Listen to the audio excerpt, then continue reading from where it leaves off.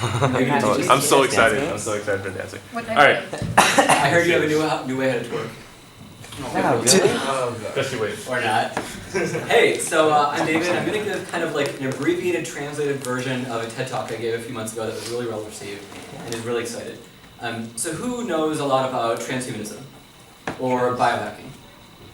Okay, so a little bit less. All right, so I got really inspired to change the brain and the biochemistry of the body and how really everything works and how we function as humans in the world we live in. So the bodies that we have, the hardware that we developed over the last 100,000 years or so of evolution, isn't really adapted or optimized for the world we live in, for the industrialized food we eat, for the pollution we're exposed to, for just the world as it is right now. We're demanding stuff of ourselves with artificial light and weird sleep schedules and weird work schedules and weird postures that we want to perform in a different way than our bodies normally are wired to perform.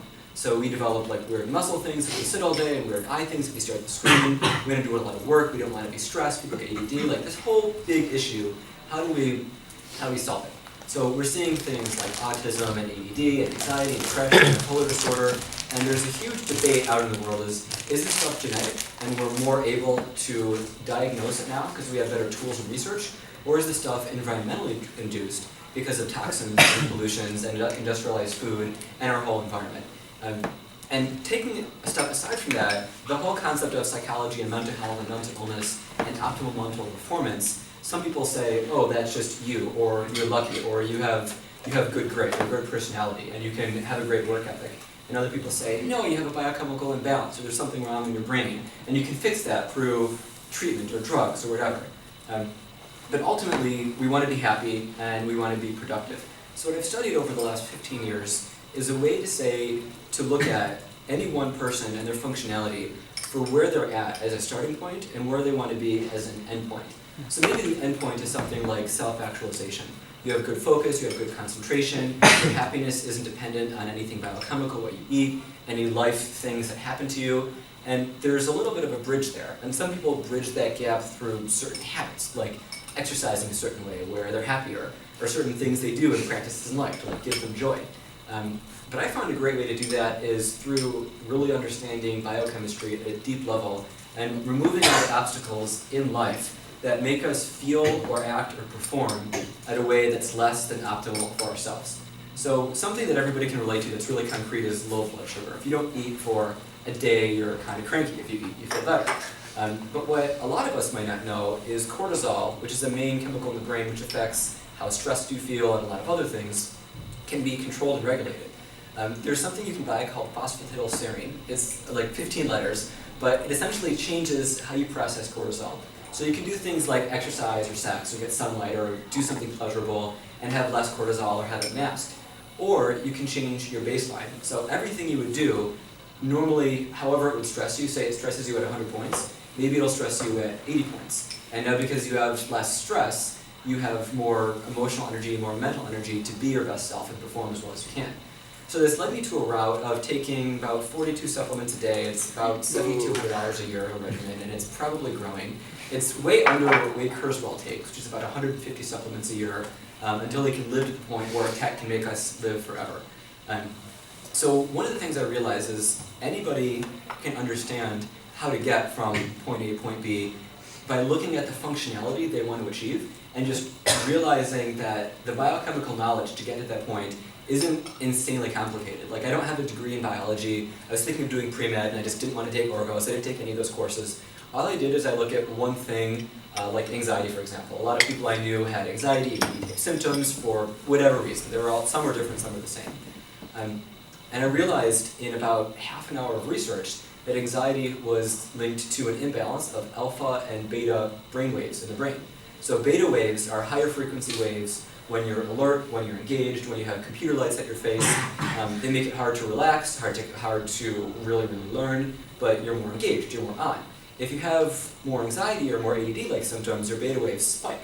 But you can take something called L-theanine, which exists naturally in green tea and a lot of other foods, to have more alpha waves, be naturally calmer, not have the side effects of pharmaceutical drugs, learn better, relax better, sleep better, all that stuff, even if you're staring at a computer 10, 12, 14 hours a day, moving really fast, taking caffeine, taking whatever else you take. So this one thing You can buy it, it's like a quarter a pill, it's cheap, it's safe, there's a ton of research on it, and it completely changes personalities. It's not something that needs to be FDA regulated or otherwise. So I take 2 a day as part of my whole regimen of everything. But whenever I tell this to people, they're like, wow, I've wanted to work on XYZ my whole life. How do I change that? How do I increase my metabolism? Or how do I increase my memory? And in the last month and a half, I have found a way to essentially raise my memory capacity about 30%, raise my average cognition, IQ, whatever you want to call it, by about 20%, get rid of the amount of effort it takes to do something when I'm unmotivated. It used to take me a lot of effort to do something if I didn't feel like it. Wow. Now it takes me almost no effort because I found the right cocktail. But all this stuff is safe. It's not like I'm shooting heroin or anything and I'm just like getting in high and like life is, like there's still lots of rainbows. It's amazing. Life's awesome. Yeah.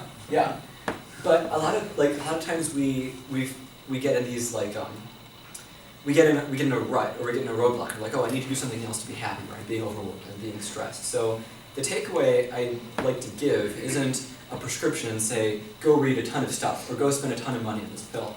It's more an attitude of empowerment and realizing if you're going to write down one website for information, it's examine.com, which is easy enough to remember. You can type in any supplement, any food, any condition, and they can give you a stack. So say it's boosting cognition, for example. Like most people would like to figure out how to be smarter, less stressed, think faster, better memory, etc. Just in life, especially as AIs grow, that'll probably be one of the highest in-demand things in the world. So you type in nootropics for examine.com or smart drugs, which is the common name for it. It'll give you a list of 20 things. You type one thing, ginkgo biloba, most of us have heard of it, it boosts memory and blood flow to the brain. And it says, here are the 18 scientific double-blind studies that show how ginkgo biloba helps memory. And here are the 3, how it supports this. And here's some other folk remedy that says ginkgo is good for maybe antioxidant or anti-aging. And there's one study and the results show a very minor correlation. And for blood flow to the brain, it might show very major with the 18 studies. So not only does it say this works and it's good advice or bad advice, but it actually links you to the research for the specific relevant thing you're looking for. So if it's being calm, if it's being focused, if it's being engaged, if it's energy, if it's libido, like whatever it is, it's a fantastic site. So the takeaway I'd like to give is like huge empowerment for anything, yeah. What was that site again? Examine.com. Yeah. We'll post it to the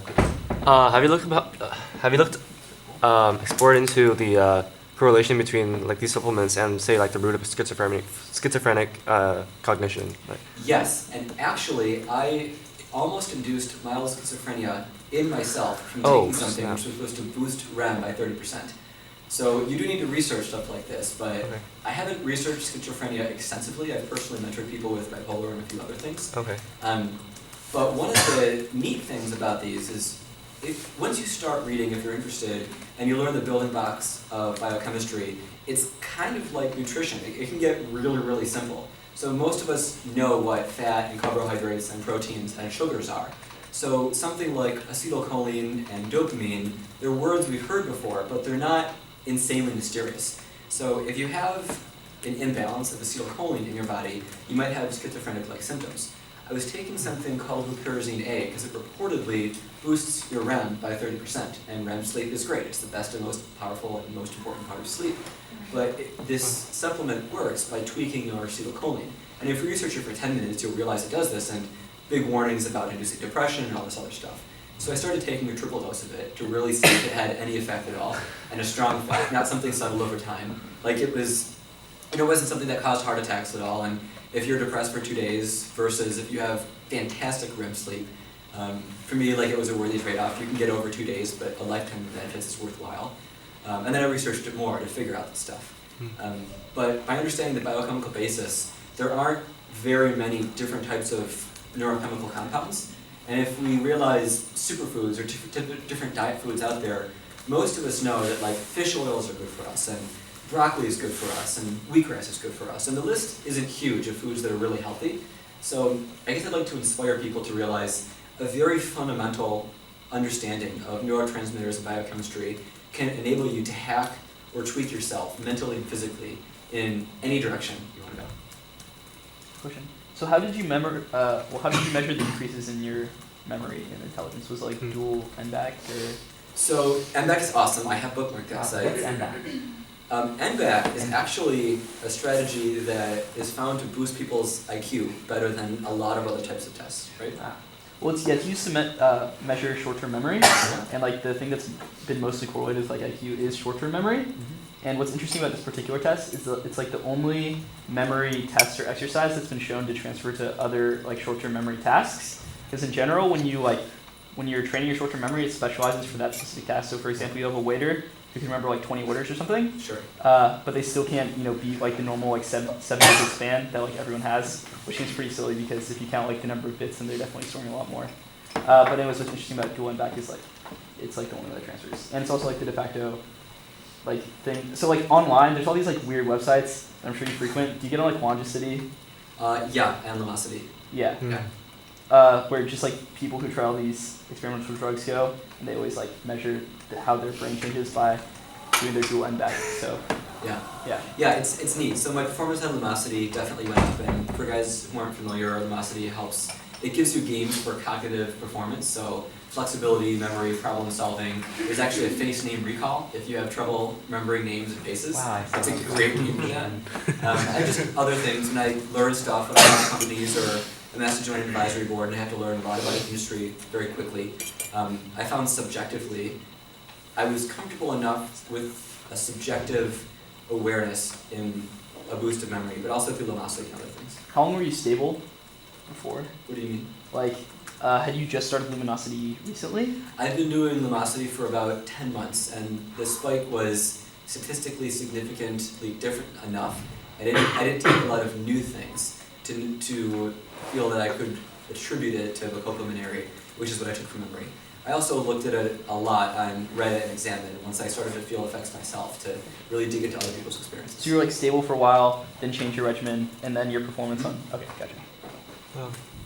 What's the optimal sleep patterns with optimal like time? Is from your research, is there a best time to like go to bed, wake up, given for productivity without any mental drugs? There's principles which are more applicable to everybody in this room, and finding a pattern or a prescription is more individual. But the principles for the best sleep across most anybody, like 95% of the human race, are sleep according to your REM cycles, and REM cycles are 90 minutes. And they vary by about 10 or 15%, and you can monitor yours if you buy a Zeo or something. So if you wake up during a REM cycle, you'll feel groggy and you'll be tired for the day. If you wake up when you're not in REM, which is a 90-minute equivalent from when you go to bed, so sleep for 7.5 hours or 9 hours, don't sleep for 8.5 hours. Or sleep for 6 hours and take an hour-and-a-half nap, don't sleep for 6 hours and 45 minutes. That alone, surprisingly, when you wake up, affects your quality of sleep more than how long you sleep for. And so getting complete REM cycles is huge. The people who try to hack sleep by getting less of it, try to sleep for 4 chunks of half an hour during the day, or 6 chunks. It's called the Uberman method, and there are all these different ways of breaking your sleep up to try to instantly go into REM. The biggest thing about getting quality sleep at night is make sure you don't have any caffeine in your body and you haven't been exposed to LED lights, unless you expose yourself to red light, which alters the mitochondria in your body to get more relaxed metabolically. And there's a Mac app for that called Flux. Flux is fabulous. Yeah. And red light is so cheap. Huh? It's for PC too. Yeah. Other things about sleep, have enough choline. Choline is a big building block for you when you sleep. Have enough protein and fat, especially something like coconut oil, which is a fantastic energy source, and your brain definitely uses it at night a lot. Have you found the free Android apps on the market, and Android iPhone apps, that monitor your sleep patterns to be reliable? Have they been helpful? Monitoring your sleep pattern depends on the sensitivity of the technology you use. Okay. So some people fidget more in their sleep than others, and a lot of phones that use accelerometers and stuff to say, oh, you fidgeted in your sleep, therefore you were in REM, can be kind of inaccurate if you sleep very soundly, just based on your hormone release and how much you move. Some people can have REM sleep and not move at all. Some people can have REM sleep and have night terrors and move a lot. So I think an Android app and a phone, its effectiveness at measuring REM might be 40%, a Zeo's might be 70, a Sleep Labs might be 90. It depends on what you want to invest in and how accurate you want something to be. Really simple question, but is it better, so if you're going for 7.5, is it good to err on the side of 2 over that, or err on the side of under that? Probably going err on the side of a little bit over, depending on how long it takes to go to sleep. Not like an hour over, but maybe 10, 20 minute cushion. Do you include CNS stimulants in your daily stack, like modafinil or fluticasone? I love modafinil. Yeah. Modafinil's really dangerous though. What? Modafinil is not that dangerous. It's been around for, the precursor adrafinil, which is like the original version of modafinil, and it's what modafinil metabolates into. It's been around since like the 70s, and it's been shown to be like pretty relatively harmless. The dangerous things about it are the off-brands, because any generic version of a drug only needs 20% of the original drug, which is interesting to know. So if you take an off-brand something, you're not getting that thing remade, you're getting 20% of that thing in filler. But yeah, I researched modafinil for about 12 hours before I took it. And I take a half a dose, 5 days a week, to cycle off of it. And the days I cycle off, I take a ton of B vitamins, so I don't have that modafinil crash. It was like 100 Yeah. milligrams. Okay. But I love it.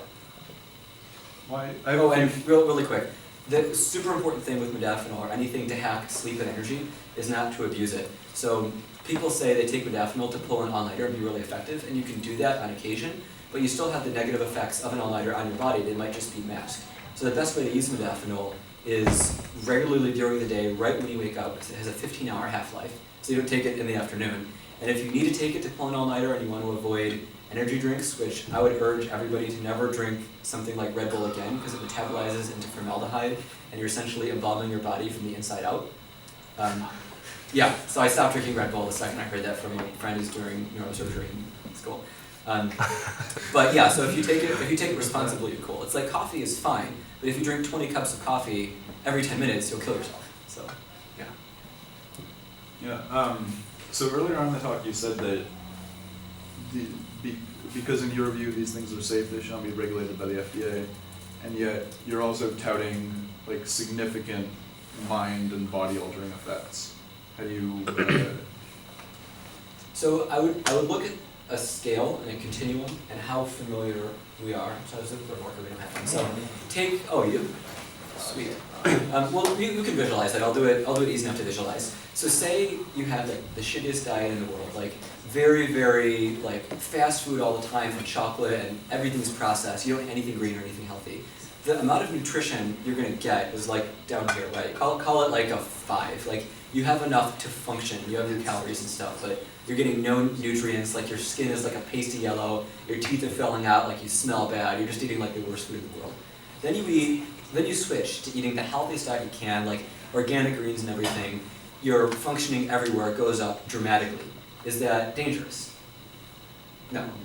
So what people say is, if you're doing something that boosts your performance up such a high level, is there a side effect? And I think the ways to look at the side effect are, what are the standards of measurement you're applying to yourself? So I have hypothyroid. If I don't take stuff for it, my thyroid, I have like low T4 and TSH, and I have all the symptoms like low metabolism and stuff. So because I supplement, I have normal thyroid function, and I'm all right. If I was to overdo it, yeah, I could do hyperthyroid and mess myself up. So it depends on the range of functioning you want to be in. So if I wanted to go in denial and say I want really, really high performance and screw all the research and just do Coke every day, and not really look into it, yeah, that would have a negative effect. So I think there's a few principles you can apply that if you're going to take something to ensure it's safe. Has it been around for a while? Is it extremely popular? Have a lot of people been taking it? And is there a lot of research from a lot of different areas about it? I do have friends who take certain nootropics and they say really great things about it, but I can't find a lot of stuff about it online, and I can't find doctors who have talked about it and who I could find to ask about it. So based on that, I'm not comfortable taking it. But I think the ranges of increase are all right, and I think it's also important to cycle yourself completely off stuff for a week or two at a time every 2 months. So A, your body doesn't become dependent, and so B, you're reminded of what your baseline is in case you ever can't afford it or there's a natural disaster and you realize where your baseline actually is. But I think we already raise our baseline by our lifestyle choices anyway, and choosing nootropics and things like it is just changing your lifestyle by being more aware of biochemistry. So I'm just curious. I mean, it's an interesting argument you make for not, for FDA regulation, not Sure, being sure. a thing that's necessary. But I'm just curious. I mean, you said how many of